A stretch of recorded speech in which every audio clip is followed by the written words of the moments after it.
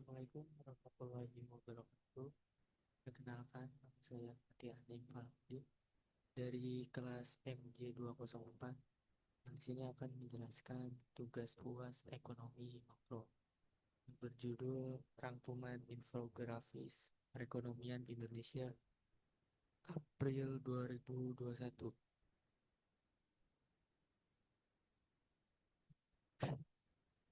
Pendahuluan. Perekonomian Indonesia pada tahun 2021 masih menghadapi tantangan yang signifikan akibat pandemi COVID-19. Meskipun demikian, pemerintah dan Bank Indonesia telah melakukan berbagai kebijakan untuk menjaga stabilitas ekonomi dan meningkatkan kegiatan ekonomi. Dalam konteks ini, penting untuk memahami kondisi perekonomian makro Indonesia, termasuk PDB, nilai kurs, dan inflasi IHK, serta bagaimana kebijakan ekonomi dapat mempengaruhi perekonomian.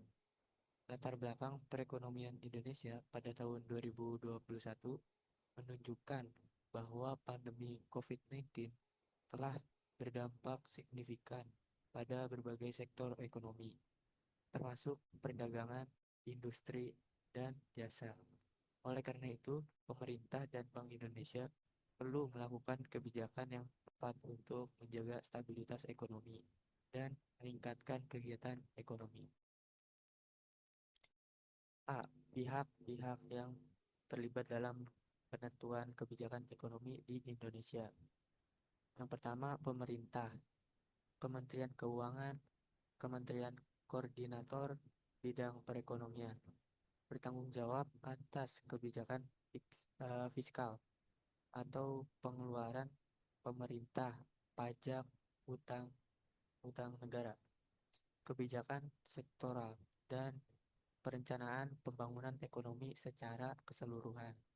Yang kedua, Bank Indonesia atau BI, otoritas moneter yang bertanggung jawab atas stabilitas nilai tukar rupiah, pengendalian inflasi melalui suku bunga acuan, dan menjaga sistem pembayaran. Yang kedua, eh, otoritas jasa keuangan atau OJK, yaitu mengatur dan mengawasi sektor jasa keuangan atau perbankan, pasar modal, industri keuangan non-bank untuk menjaga stabilitas dan melindungi konsumen.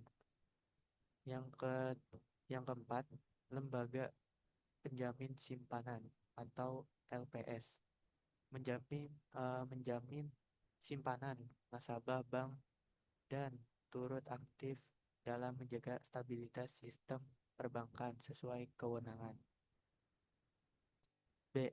Dampak penguatan atau pelemahan nilai kurs dan eh, pelemahan nilai kurs dan inflasi IHK terhadap PDB triwulan 1 2021. Nilai kurs atau rupiah terhadap dolar AS per April 2021 berdasarkan infografis, nilai tukar rupiah cenderung stabil di sekitar Rp14.500 per USD pada April 2021.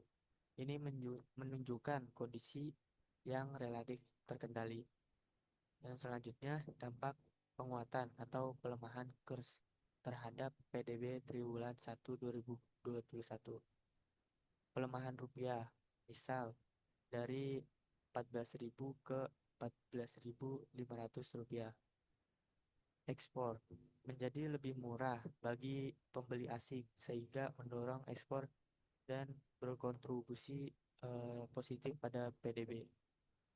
Impor menjadi lebih mahal sehingga menghambat impor. Ini juga bisa berdampak positif pada PDB karena net ekspor sama dengan ekspor uh, net ekspor sama dengan ekspor dikurang impor. Inflasi cenderung memicu inflasi impor atau imported inflation karena harga barang impor menjadi lebih mahal. Selanjutnya penguatan rupiah. Misal dari 14.500 rupiah ke 14.000. Ekspor menjadi lebih mahal bagi pembeli asing sehingga menghambat ekspor.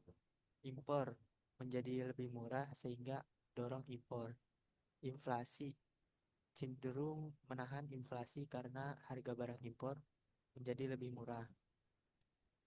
Utang luar negeri, beban pembayaran utang luar negeri dalam mata uang asing akan menurun. PDB triwulan 1 2021 kemungkinan dipengaruhi oleh stabilnya rupiah yang mendukung aktivitas ekspor impor yang lebih prediktif.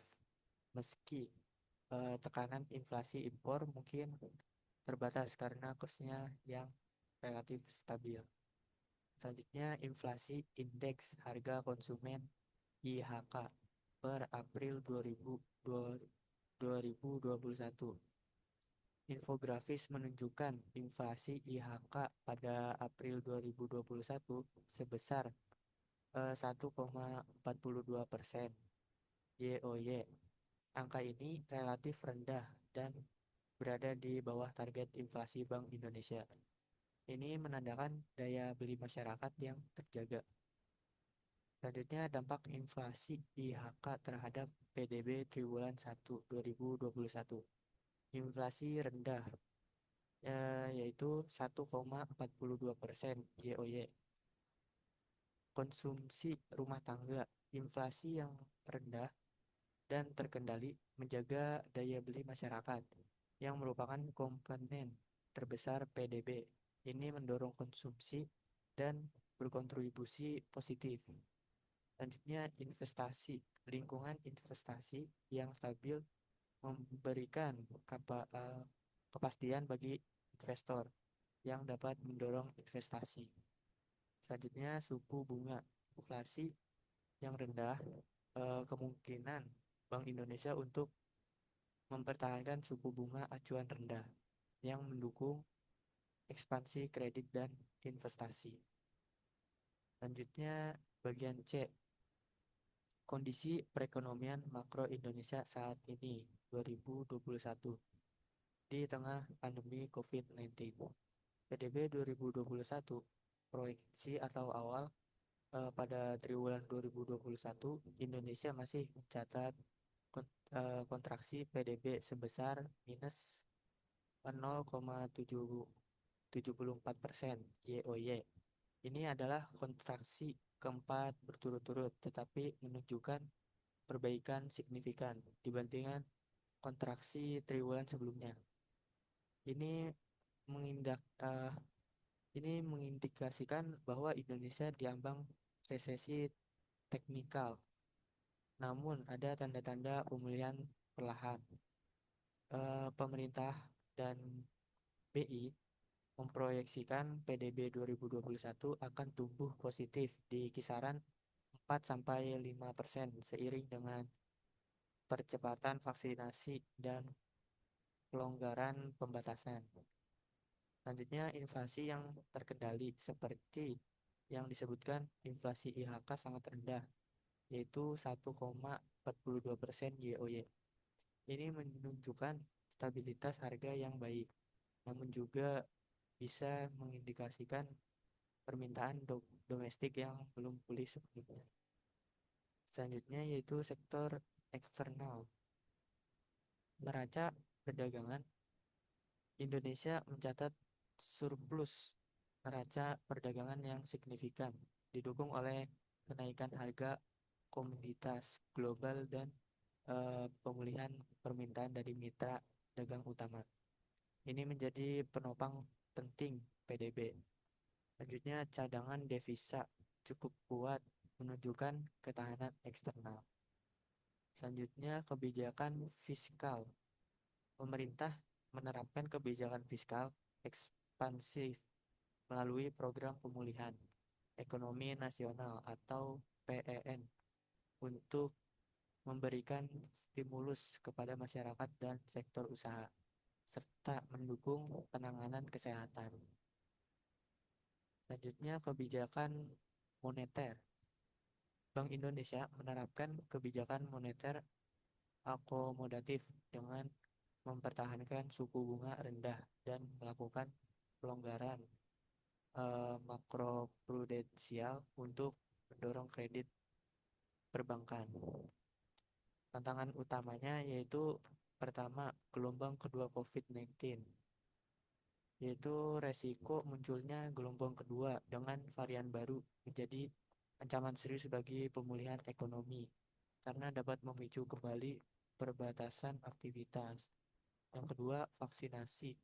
Kecepatan dan eh, pemerataan vaksinasi menjadi kunci untuk mendorong pemulihan kepercayaan dan mobilitas masyarakat.